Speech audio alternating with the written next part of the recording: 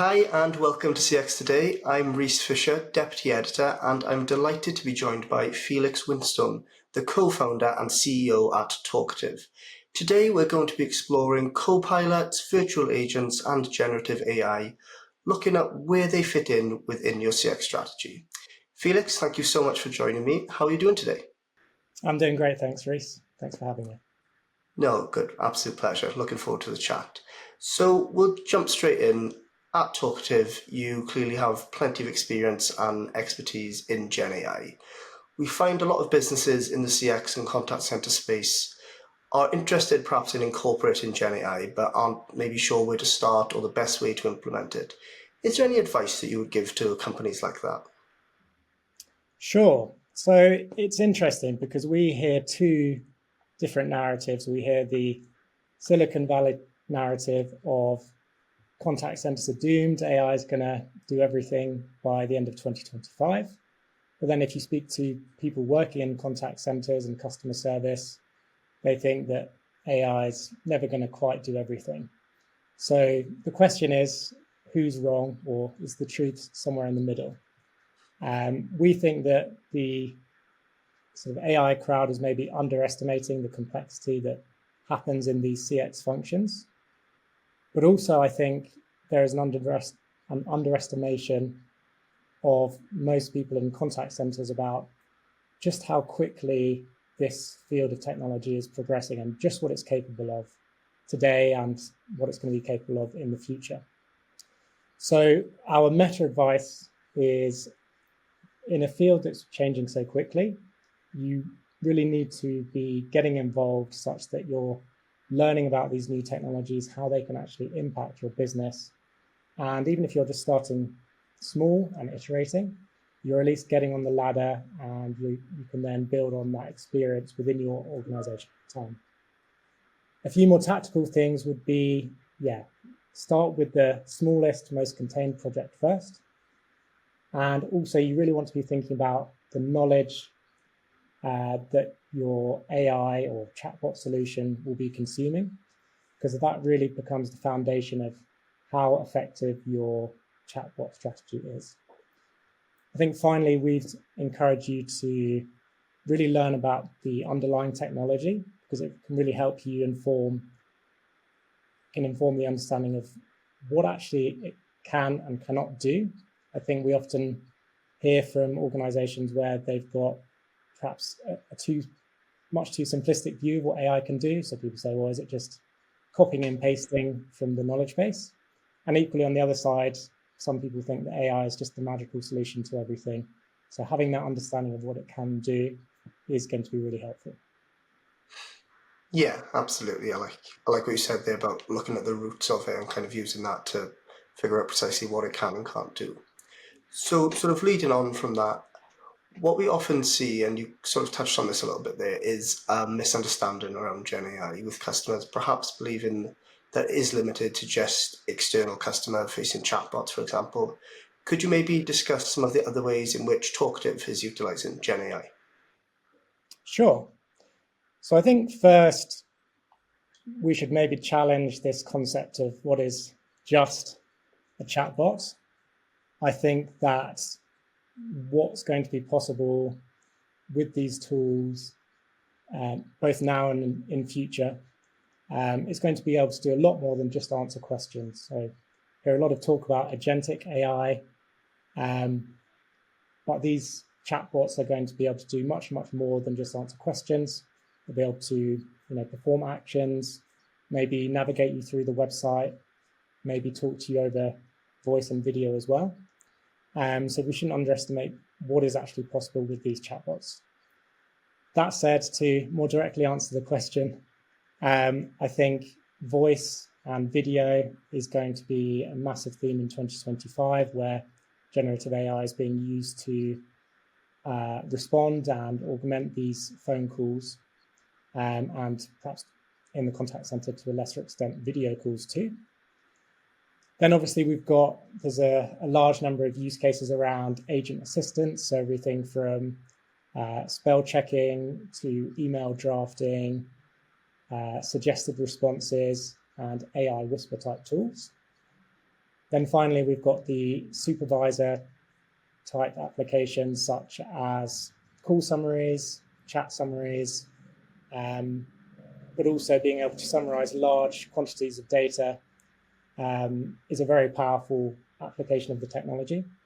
So we have a number of our customers that before would manually trawl through transcripts, maybe take one out of every 50 or 100, grade them, get an understanding, or try and get an understanding of what the conversations are about.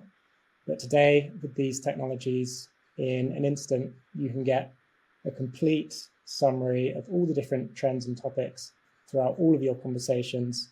And that can be really useful to then provide insight to colleagues in marketing or product or website or wherever it may be. Yeah, great. So moving on, perhaps another key talking point that we come across here at CX today when it comes to GenAI adoption is how it works alongside human agents. So for you, when it comes to introducing Copilots, virtual agents, GenAI into contact centers, what factors should businesses consider to determine when human intervention is necessary versus relying solely on AI? It's a good question, and I think the answer is going to vary from organization to organization. I think there's a quote I really like, and it says that the future is here, it's just not evenly distributed. And in terms of AI today, I think if you just look at the pure capabilities, it can do pretty much anything. It's just it hasn't been deployed and implemented and adopted yet throughout the various customer service functions in the world. So in terms of human intervention, I think it's going to vary from industry to industry. Obviously, a hospital is going to be much more highly regulated and have various rules and laws to follow around what can be said and what can't be said to a human versus a machine. Contrast to maybe a restaurant chain where it's a lower value customer call, and there's perhaps less regs that you have to follow. I also think there's a big cultural factor at play here where some people within organizations, individuals, are going to have perhaps more sway over how much of this can be done through AI versus still needing humans. But I think the best approach for right now is you absolutely want to have humans sitting behind any kind of AI chatbot workflow. And you really want to think about it as a human-machine collaboration, where the AIs maybe, if you're perhaps starting off straight away, you maybe just start with AI as an agent assist before making it customer-facing to build up that trust and the confidence in the answers it's giving. But I think you always want to have that human there as a fallback, if you will. I think then looking into the future, the role of the agent, I think, is going to perhaps change where rather than the agents always responding directly to customers, they are going to be curating the content and perhaps managing the AIs that are doing a lot of the first line, first contact with customers. Yeah, that's really interesting. I like what you said there about culturally different that affecting individual organizations. That's not something I've really heard about before, but yeah, I thought that was an interesting point. So just the next question, again, we're looking at another common point that comes up around GenAI, and that is cost effectiveness. 2025 has been touted as the year of proof for AI. Where do you see GenAI delivering the most value for businesses? So I think when we're talking about ROI generally, you've obviously got cost and benefit. I think on the cost side, the cost of these tools are dropping massively. So I saw a stat from OpenAI last month that said the cost per token has dropped 99% in under 18 months, which is just an incredible reduction in the cost to deliver these intelligent models. And we're also seeing that the kind of pro services and implementation costs are also going down as the tools get easier to use and more capable. So I think whereas a couple of years ago to do an contact center chatbot project, you had a serious kind of budget to set aside and think through. Whereas now I think you can actually get started with a very capable tool for a lot less. But then in terms of the benefit, and again, answering your question a bit more directly, I think that the obvious answer here is dealing with those simple inquiries from consumers, from callers before the interactions or the conversations get into a human agent. And we at Talkative, and I've seen lots of other companies in the space talk about containment rates ranging from 40% all the way up to 70% and over. So I think that ROI calculation is a pretty clear and compelling one. So I think that's where we would expect most of the value to be seen with these implementations throughout this year. And well, we've already seen it last year, but I think it's going to continue to grow as there are more case studies and proof points in the market from the deployment so far. Yeah, great. That makes sense. So I'm going to move on now to perhaps more Talkative specific questions. One of the major products that you offer for CX and contact centers is your GenAI chatbot. Could you just tell us a little more about that solution, perhaps how it differs from other tools in the space? Sure. So at Talkative, we are all about providing mid-market contact centers with higher quality conversations across channels. And what that really means is we're taking the latest and greatest technology and making it easy for a contact center to deploy that to help answer customer questions, to augment agent capability, and deliver greater insights into the contact center.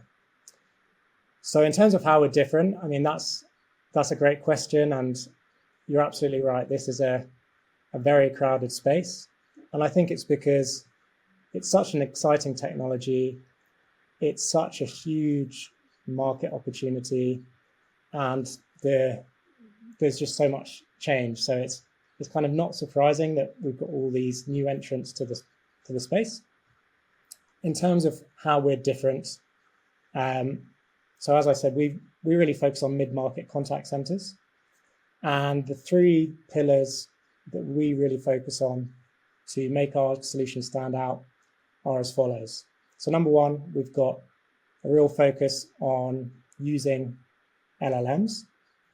So a number of the chatbot solutions out there have been built in a world pre-LLM, where you're using intents, you're using perhaps more decision tree type workflows. And while those were suitable at the time, we feel they're not really taking full advantage of what's possible today. So our product makes it really easy to use these, to keep your data compliant, to help build knowledge bases, to deal with testing and training these models, and being able then to put that into production as easily as possible. The second thing we focus on is doing this across channels. So this is being able to offer AI chatbots, not just across web chats and digital, but across voice, email, and social media as well. So we've seen certainly a lot of other tools in the market that are good at one or the other in terms of voice versus messaging. Well, we really want to be that go-to platform for contact centers for their AI across different channels.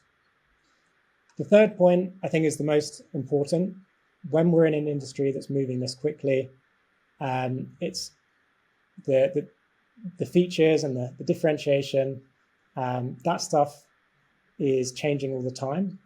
So in order for us to stay ahead and stay relevant as a vendor in this market, we really need to be delivering quickly.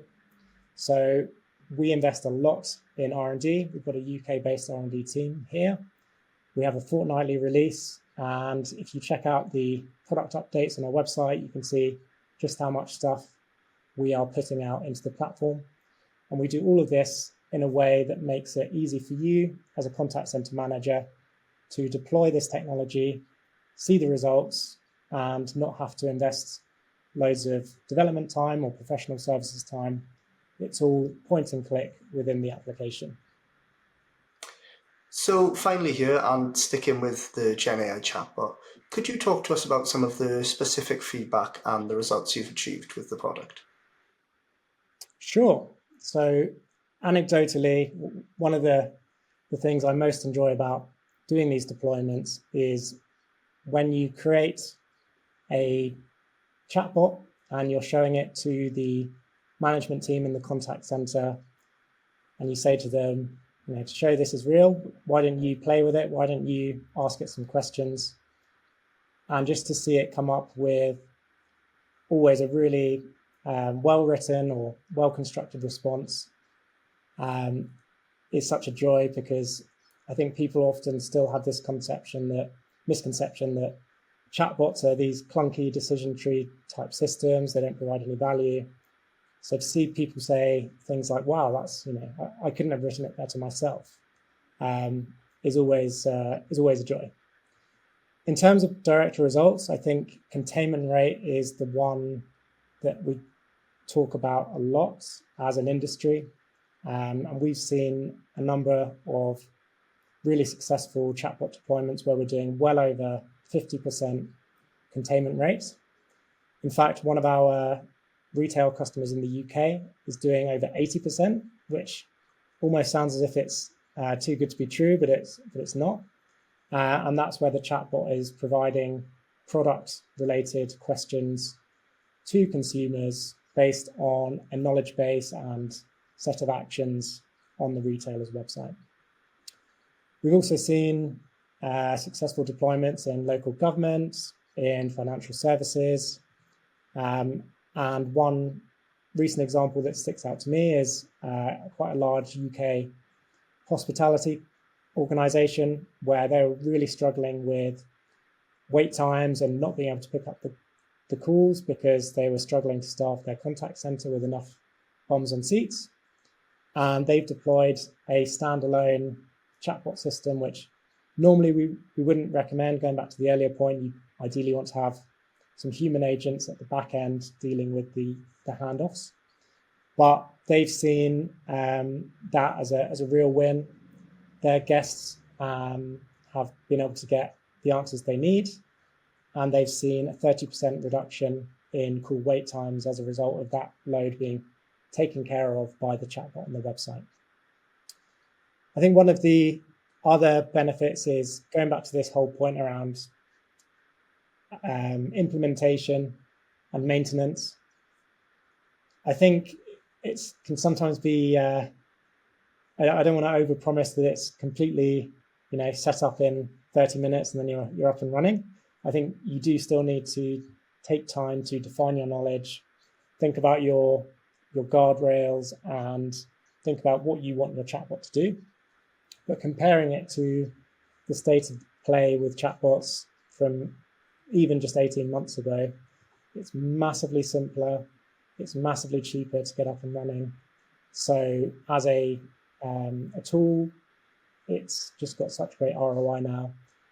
And I think the final surprising stat for me is most business cases around chatbots were historically, how can we make ourselves more efficient without negatively affecting CSAT too much? And there was always this assumption that CSAT would take a hit or, might drop 15, 20% if you introduce some automation up front. Whereas now we're actually seeing CSAT increase as a result of the fact that customers don't have to wait as long. They're getting really good answers. And because those human agents now have more time, because the AI is dealing with some of the simpler stuff, they can actually get connected through to an agent, human agent, a lot quicker. Fantastic. I think that's a good place to end there. Thank you so much for joining me today, Felix. And also thanks to our viewers for watching. If you've enjoyed this, please like and subscribe to the channel and keep an eye on cxtoday.com for more stories like this. Until next time, thank you for watching.